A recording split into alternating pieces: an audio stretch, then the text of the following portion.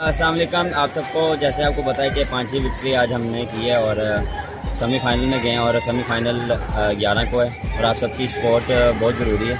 और मेरे साथ हैं शुएब भाई जिन्होंने आज आउटस्टैंडिंग इनिंग खेली है और जिसके लिए ये जाने जाते हैं फिनिशर के लिए। उन्होंने आज जिस तरह फिनिश किया, अर्ली ऑन हमें थोड़ा सा स्ट्रगल हो रहा था, थोड़ा सा डिफ़िकल्ट लग रहा था, लेकिन जब शुएब भाई आए थे तो उन्होंने डिफरेंट गेम खेली है। तो शुएब भाई थोड़ा सा एक्सप्लेन करें कि जब आप आए तो आपने क्या आपका माइंडसेट था, क्या आपका प्लान था?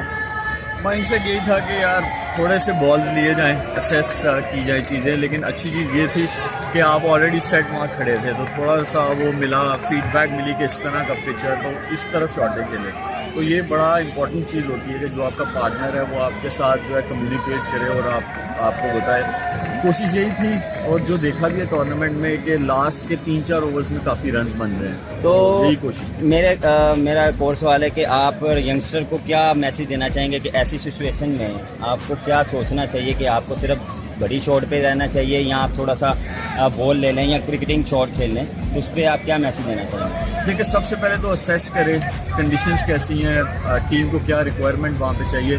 डॉट बॉल नहीं खेलें इस टाइम पे, जो लास्ट के 4-5 ओवर रह गए हो ना, इसमें डॉट बॉल नहीं खेलें। स्ट्राइक रोटेट होती रहनी चाहिए। ओवर आपको एक बड़ा चाहिए होता है 18 से 20 का, तो आप 4 ओवर्स में आराम से 45 to 50 रन कर सकते हैं। तो असेस करें और अकॉर्डिंगली खेलें। जिस तरह उन्होंने बताया, मैंने बहुत सीखा इनसे, इनके साथ जितनी मैंने बैटिंग की, मैंने इनका ये जो माइंड सेट था, जो इनकी उस टाइम पे थॉट होती थी, वो मैंने सीखी है और इनसे मुझे काफ़ी हेल्प मिली है। और जिस तरह आज इन्होंने खेली, आउटस्टैंडिंग खेली।